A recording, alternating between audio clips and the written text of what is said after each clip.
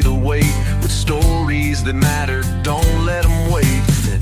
Every story matters, from bases to war zones, from tearful reunions to cold nights alone. Spouses and veterans, hearts that won't quit,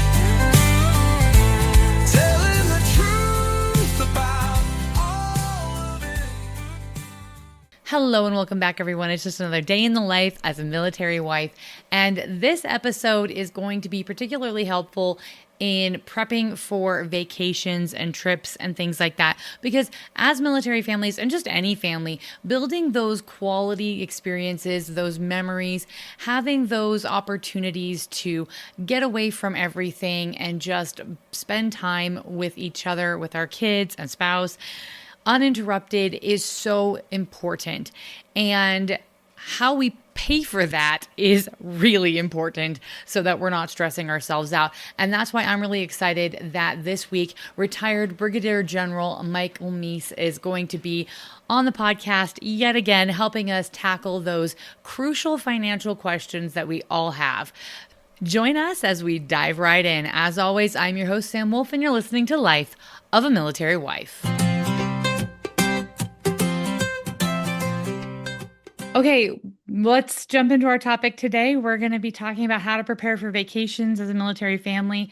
And I have an amazing guest with me. He's been on the show once before. It's retired Brigadier General Michael Meese.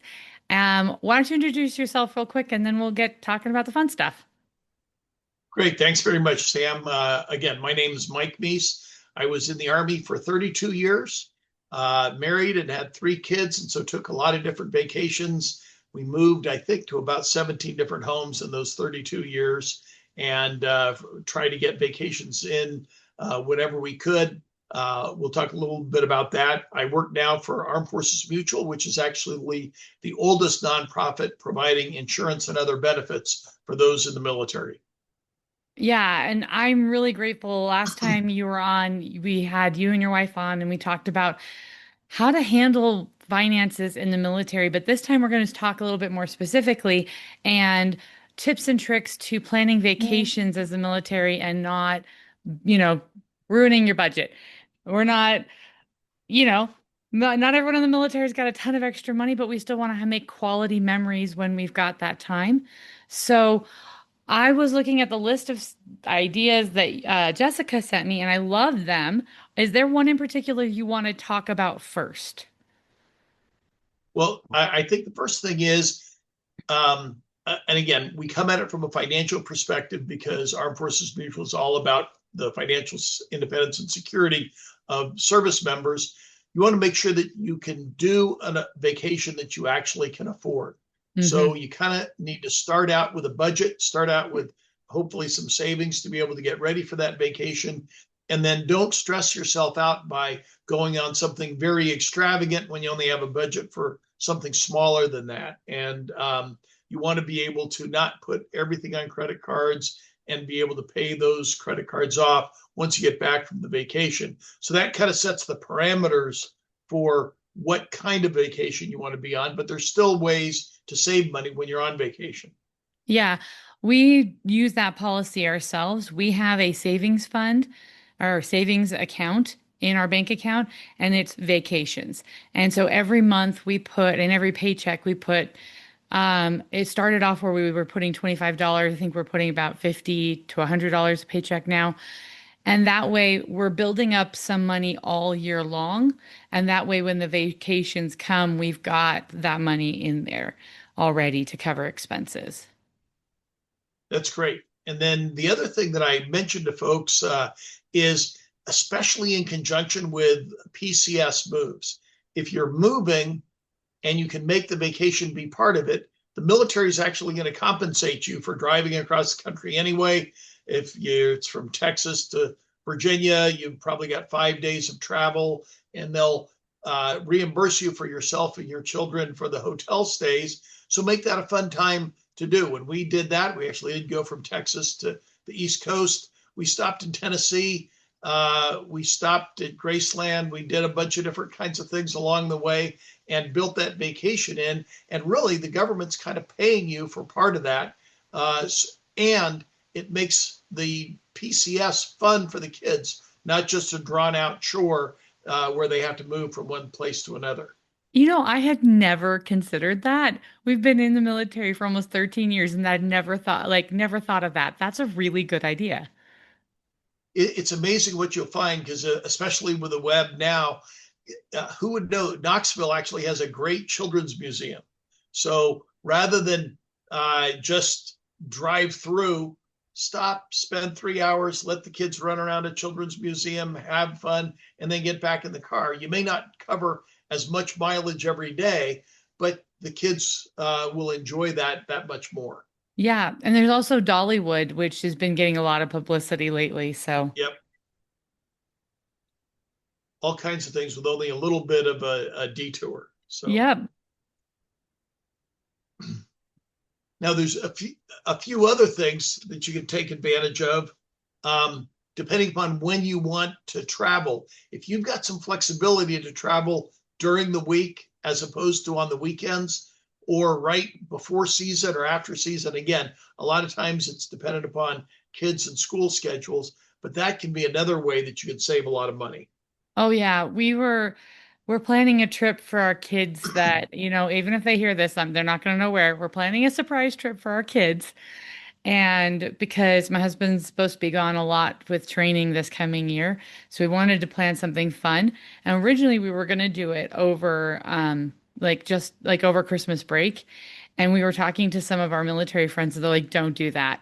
Do it in January, and it's okay. Take the kids out of school for a week and then go have fun. They can catch up. It's not like they're going to be doing a whole lot beginning of January anyway. And so that's what we're going to do instead is go in January when it's going to be less expensive. Yeah, exactly. If you pick those days, you might even be able to find one of those days that has a holiday or a teacher work day or something like that. So the kids are minimize their time out of school. And it's amazing how much less expensive hotels are. If you're flying, you can usually get less expensive flights or other kinds of things. Oh, yeah. Yep, that's what we're seeing. And then someone also pointed out when you're looking at flights, looking at budget airlines and also keep looking because the prices go up and down. So know what the typical high point is for the tickets that you're looking at and then what the low point is. And that way, when it drops to the low point, you're ready to buy. And that's true as well as looking where the planes actually land. If you're coming into Hmm. Washington, D.C., Dulles tends to be somewhat more expensive. BWI, for some reason, I think Southwest flies there. Baltimore, Washington is much less expensive. If you're going to rent a car anyway, take a look at Fort Lauderdale instead of Miami. Take a look at Baltimore instead of Washington Dulles Airport. You may be able to save literally hundreds of dollars Oh, on yeah. those kinds of flights. When we were in New York, again, it was a little bit longer drive. We were stationed at West Point. You flew out of Albany. It was $200 less per ticket for 5 tickets than if we flew out of New York City. Oh, yeah. And if you're getting a rental anyway, and it's only going to be an extra hour, Right. half-hour drive, what's the big deal? And then you get to see, you might be able to go see something else in the place where you go to. So, being flexible is really advantageous. We've used that on our travels too. When my husband was stationed in Egypt and we were trying to get him home for Christmas, we realized it was almost going to be $1,000 cheaper to fly him to a DC area and pick Yeah. him up there and drive home than to fly him to where we were stationed. And we had Right. his brother was stationed there. So we met him at his brother's and did a whole vacation there.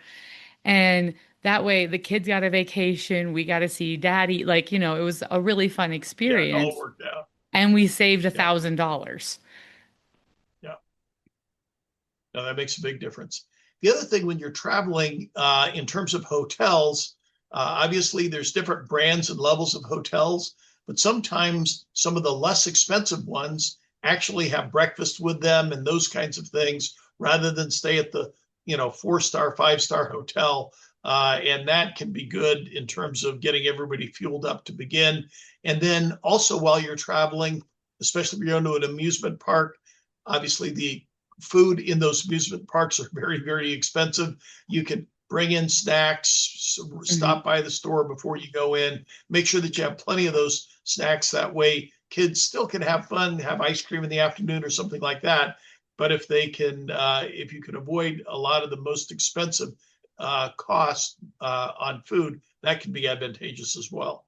Yeah, and with hotels, we for an anniversary trip, we didn't get a honeymoon, so we saved up forever. And for our 10th anniversary, we were going to go to Peru and then COVID happened. So we went to Hawaii. Um, but when we went to Hawaii, we realized, oh, there's military hotels, and we were able to stay in a military hotel, and we were charged, I think, $125, $150 a night for a suite in Hawaii because of we were being charged by my husband's rank. And so if you can find a military hotel where you're going, you can usually get some really great discounts there too. Yeah, let me tell you, there's many different websites to check out. A couple of different categories. One is the Armed Forces Recreation Centers, and there's actually 4 of those. Shades of Green, that's outside of Disney World, actually run by the Army. Um, the Garmisch has Edelweiss.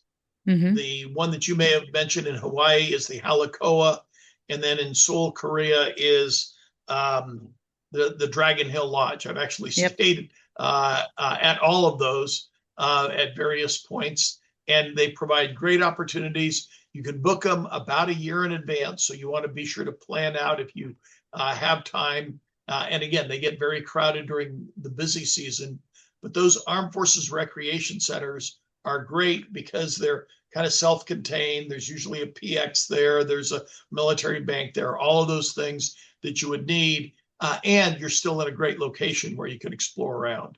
Yeah, and they're really beautiful and very cost effective. So especially if you're going to another country, Hawaii, it wasn't that big of a deal because it was still the US. But if you're going to another country, having a place where you're staying, where you know there's other Americans that you can ask questions, if you need Right. information, that can help get some of the concerns about traveling abroad, especially with children, out of the way because you know you've got a safety net. Yep. The other type of lodging is to take advantage of the lodging that is provided by the military, the kinds of places where you get a priority when you're PCSing Hmm. to be in. But you're also eligible to do that when you're on leave. So, for example, my wife and I were down in Florida. The Navy Lodge at Key West is a great place. It's literally right on the beach. It has its own beach and is much less expensive. Similarly, at Army posts, there's the IHG, and at Air Force or Space Force posts, there's the Air Force Inns. We were driving in California. I grew up in California. My kids had not been back there, so we were driving from San Diego up to Monterey. We went to the Reagan Presidential Library, which I think is a great place to visit. And then you go about an hour and a half north of there, and you're at Vandenberg Space Force Base. And we stayed at then it was the Air Force Lodge that's there, and very inexpensively. And again, because you're on post, you go through the ID, it's a very safe place that's not going to be very expensive and a great way to save money while you're traveling. Oh, yeah. And the other thing that people don't always know is some of the military installations actually have cabins you can rent. So I know we've been stationed a couple places where you could just rent an entire cabin. So you've got a kitchen, and some of them are big cabins, some are just little cabins. So you could even get like almost a little house. Um, and have a kitchen and everything so you can be making food if that's what you want to do. Maybe you've got someone in your family with a dietary restriction and that's just easier for you. The other thing we love is Airbnbs. We like renting townhouses or homes sometimes because that gives us a little bit more room to spread out as a family. We've got multiple kids, and so we don't fit in a single hotel room anymore. And so sometimes having an Airbnb or a Verbo or one of those things is helpful too. Yeah, that can work out really well. And as you mentioned, with the trip to visit your brother, it's great to involve relatives in that area, and they can take advantage of that as well. Yep. And then everyone just Uh, gets a vacation together and it's amazing family memories. that's right. My daughter has a few extra kids and so needs two rooms. So whenever she can invite the grandparents on there, we love to be there. And the price is the one or two grandchildren stay in the extra double bed in your room. Yep, we've done that with my dad. It's usually the boys go hang out with Papa and the girls stay with Mommy and Daddy. That's right. Um, And then, of course, you want to take advantage of all of the different military discounts. A lot of different organizations have military discounts. If you're on active duty, national parks have passes. Most state parks have either discounts or free access for individuals. And then there's at the big amusement parks that are still, even with the discounts, very expensive. Disney World and SeaWorld and those kinds of things. Definitely take advantage of that and work with the morale, welfare, and recreation folks on post. They usually have a good line for what the best season is, where to get the best discounts, and how to keep an eye on those things so that when the prices do drop, you're able to take advantage of that. Yeah, what we've done is we've usually contacted the military installation closest to where we're traveling to find out what deals the military has negotiated out in that area because it's different from area to area. When we were in Hawaii, we ended up going, we didn't realize we were scheduling our trip the same time my husband's aunt and uncle were. So our trips were at the same time. We ended up being able to do everything they did but for several $1,000s less because we did it through the military. And we told them, like, if you want to book with us and go with us, you can. And they're like, no, we're doing it on our own. I'm like, okay, if you want to spend more. But we did the same helicopter tour that they did. They did it one day, we did it the other day. We paid 50% of what they paid. And it was the Wow. exact same tour and nothing different. So looking into those deals, making sure you find out what those are. But yeah, whatever the local installation is, get a hold of their MWR and find out what deals they've worked out. Exactly. I think that's very helpful. Oh, and The other, the national parks thing that you were saying, you can get yeah, that card where you're at. You don't have to wait till where you're going. So if you've got a national right. park near you, you can go get the national park card. We have it, we get it every year, and it works all over the US. And that way we've got it. And we've been able to go to all sorts of Fort McHenry. We were able to get into Fort Oh McHenry yeah. for free. My husband was able to raise the flag at Fort McHenry. We've been to the Dinosaur National Park in Utah. I forgot what it's called, near Vernal. We've all over the US. We've been able to get all over the US with that card and go to all sorts of amazing places at no cost.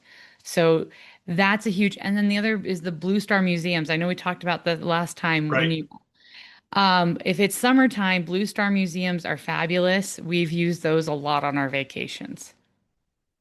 That's great. And then the other thing, now that there's artificial intelligence out there, if you want to start to plan things out, you can just go into your favorite chat bot, whether it's Claude or Chat GPT or whatever it happens to be. There's actually a bot called the Travel Bot, and say, hey, I'm going for 4 days. I'm going to be in this area. What are the best places to eat? I'm on a budget. I've got 3 kids or whatever that happens to be, and it can spit out to you an entire menu of choices to be able to do, and then you go back and forth just like you would in the old-fashioned days. We used to have travel agents that did that.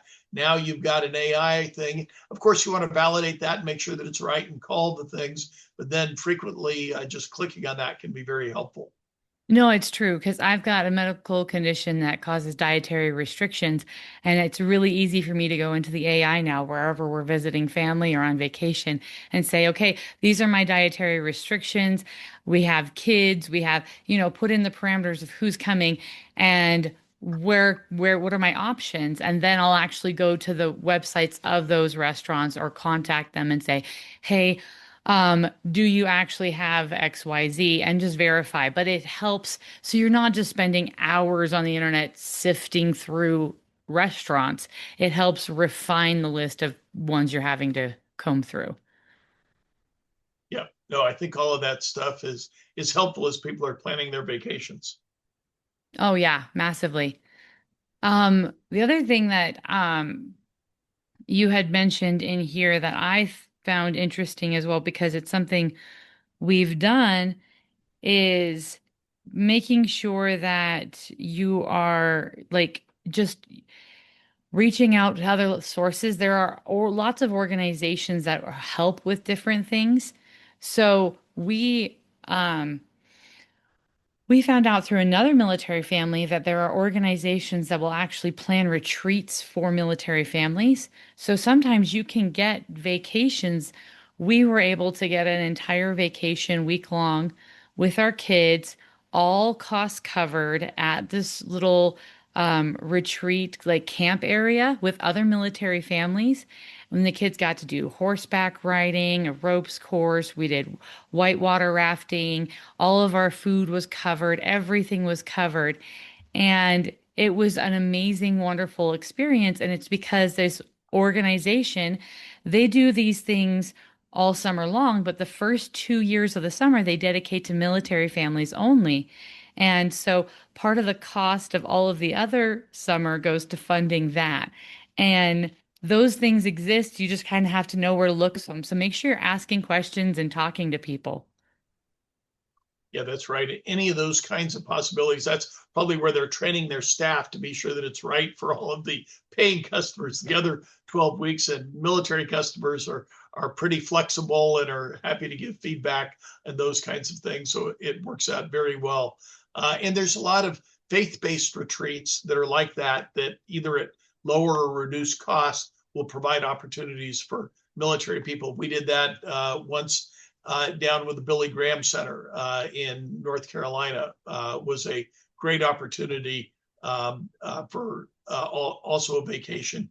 And the other thing that I would look at is, again, and the internet's very helpful with that, all the little tiny museums and things that you would not Yeah. normally think of can be really, really fun and neat to be able to visit. Oh, yeah. My boys are specifically into, and this is the thing we sometimes just forget. The military has a lot of really cool museums too. My boys are very into like planes and all of that sort of stuff. But a lot of the military installations, especially the Air Force, it seems like have really great museums that are either free or low cost. And we've had so much fun going into all of those. When we were at Pearl Harbor, we made sure we hit Fort Island, the museum there, and all of those things. We've hit the one in Utah at Hill Air Force Base. They have a really fabulous one. It's huge. There's some really good one down in New Mexico and Albuquerque that we've hit. Just a lot of them all over the place. Some of them will cost, and some of them are free. You just check that ahead of time. But there's a Right. lot of really great opportunities like that. So don't discount the military museums just because you're in the military. No, I think there's a lot of opportunity there to see things and take advantage of them. Yeah, definitely. Uh, and if you really want to be adventurous and don't and have plenty of time on your hands, you can always do the space available travel, which is where you wait at Dover, wait at Travis, or somewhere like that to see if you can fly. Now that's a little bit risky and chancy, especially with kids and trying to maintain them. But it is a way that you can travel, especially internationally. And I would advise that usually only for an individual or a couple. It's kind of tough having kids waiting around for that long of a period of time, but it's certainly something that people could always consider. Oh yeah, we've got friends who've used it before and they said that they've usually only used it when they've been stationed overseas and they've had a family emergency and so they are a priority with their kids. Right. But when they have done it, there's all of these veterans, these older veterans, where it's just them and their wife, and they don't really care when they leave and when they come back. And they have cots and coolers full of food and all sorts of stuff because they do this all the time. And so, yeah, it just depends on who you're traveling with and what your restrictions are. If you have to be somewhere and back by a certain time, it's probably not your Probably best not the bet. way to go. Yeah, Yeah, but if you've got flexibility, it can definitely be a way to save a lot of money. right. Good. Well, just if you want, I can kind of recap the sorts of things if that would be Yes. helpful. First, pick your budget so that you have a pretty good idea of the budget, and then research all the military discounts, talking to MWR, talking to other friends, going onto travel bot websites. Um, as you've already done, open your vacation savings account, putting money in every month or every paycheck to be able to build that up. Book or either early or off season if you can, and then intentionally sort of plan your meals so that you can't, splurge and have one big meal, but if you can have breakfast at the hotel and maybe take lunch as snacks on the way, that can be helpful. And then be sure that you also have a little bit of budget in there for those unexpected expenses, souvenirs, and all of those kinds of things, because whatever you plan in the budget, it's probably going to be 10 or 20% more than that when you finally get done. Yeah. Oh, and another thing, travel insurance can be helpful if you're doing it internationally, especially if you're traveling with kids, because travel insurance will cover emergencies. If you've got a kid that gets sick in a foreign country, it'll cover the medical care you need or things like that if an accident or something happens. So, travel insurance is great. Inside the United States, we don't normally get travel insurance. Most places, if you have to cancel or whatever, we just tell them we're a military family and they're like, okay, sure. And they understand. But if you're definitely going outside of the country, look into travel insurance. There's a lot of really good ones out there. There is, and you can also compete those. In other words, we were going on a cruise and wanted to get travel insurance, and I clicked on the thing to get it. And you have, I think it was 24 or 48 hours to get it refunded. And in that 24 hours, I looked and found something that was less expensive travel insurance that covered the exact same thing. So it's something else that can help you. Yep, definitely. So just on those, always be willing to like ask other military families. It's really great to have these conversations with people who have a little bit more experience or have done it before. They may have tips or tricks, but thank you so much for being willing to come on and talk about this. I really feel like this is going to be super helpful for people as they're planning for summer and planning for future travel. So, Well, that's what we're all about at Armed Forces Mutual. See, I'm trying to take care of people not only with their life insurance, which is what we primarily provide, but also financial tips like this that can help them save some money so that they can be financially independent and secure. yeah, and I like the point that you made is turn the things that we already are doing as military families, whether it's PCS or visiting family, make those, maybe turn those into a little bit bigger of a vacation because you're thinking outside of the box. Yeah, even and that can even be true when your military member is going on TDY. Hmm. I was strange experience. I was in Afghanistan and had to go back and train the folks at Fort Joint Base Lewis McChord. And so my wife met me there so that even though I was TDY doing all kinds of stuff during the day, was able to catch up there. And so that if a spouse is going to a fun place for training, maybe you can tag along and take advantage of that, go to the museums there and that kind of thing. Oh yeah, my friend did that. Her husband was sent to a training in Hawaii, and so she just came along. Yep, She's like, that's her right. parents came, stayed with the kids. She went with husband and she toured around and got to play tourist while he was doing his training. And then they would do stuff together in the evenings. So they got a whole Yep, vacation out of him going TDY. exactly. I've done that frequently. Yeah, it's great. Think smarter, not harder. Thank you so Yep. much for taking the time to do this. Michael, I really appreciate you reaching out and sharing this idea when it came up, I was like, oh, this is perfect. This is something that I think everyone's thinking about because budgets are tight and you want to be frugal and you want to retirement is going to come at some point and you need to be ready for it. So, not spending all of our money on vacation so that there's no money for retirement is a good thing. So, thank you. That's right. Right. Thank you, Sam. Bye-bye. Is there anything you want to share with anyone about Armed Forces Mutual or what you're doing before we wrap up? Sure. No, I just want to let folks know if you go to armedforcesmutual.com, most people in the military have the service members group life insurance. But like you, if you've got, if you're married and have kids, the $500,000 is usually not enough. And so people frequently come to us for the best, most cost-effective life insurance they can get that stays with you even after you leave the military. It doesn't end like SGLI does as you transition, and saves service members quite a bit of money on life insurance. Yeah, and I love that you said that they can get it right away when they get into the Army before the Army messes your body up. And it doesn't change. You don't have to reassess it when you get out. So exactly. We very rarely have people who get healthier as they go along. You're better off locking in and getting your life insurance. In fact, you could get level term 1 insurance at age 21 and never have to take another medical exam and be covered all the way through age 75, which is a great sense of security for you and your family. it is, because the military is kind of an uncertain profession. It's good to have a little bit extra security just in case. Yeah, we were founded by military people in 1879 to take care of them. We don't have any war clauses, terrorism clauses, aviation clauses, none of those things that would preclude you from getting insurance like many other insurance providers do. Yeah, and that's really great. Part of the reason why I love working with you is I really do believe in what Armed Forces Mutual does, and I am very picky about the companies that I promote on I want companies that actually care about the service members, and I know you guys do. Absolutely. Thank you very much, Sam. I greatly appreciate General Mike Meese reaching out to me about this topic. I feel it's a very appropriate timing to be discussing this as everyone is starting to think about summer vacations and what we're doing for our next family adventure.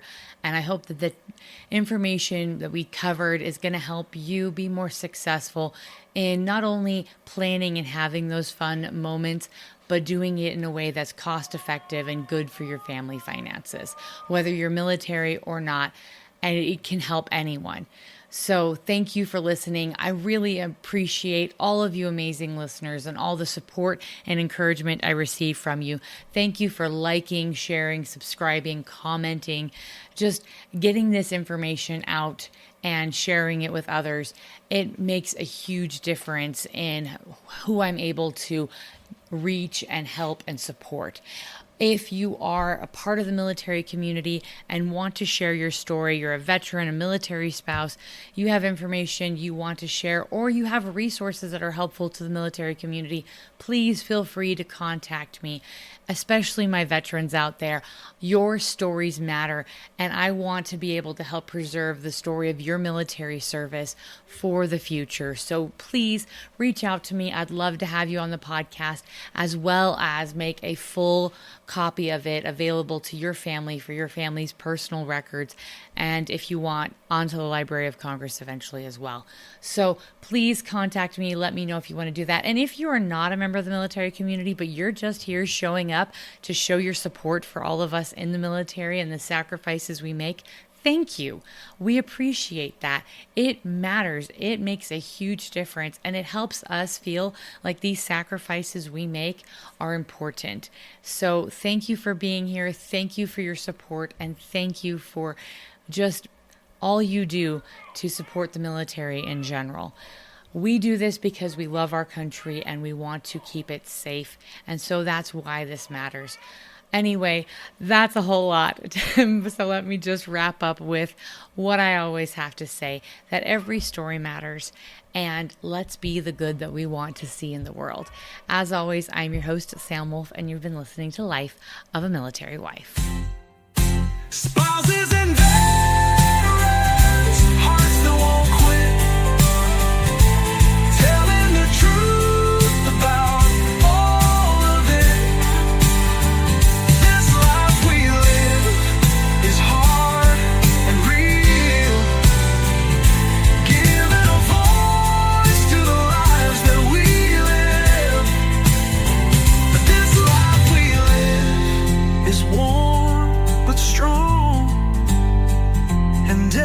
story deserves its song.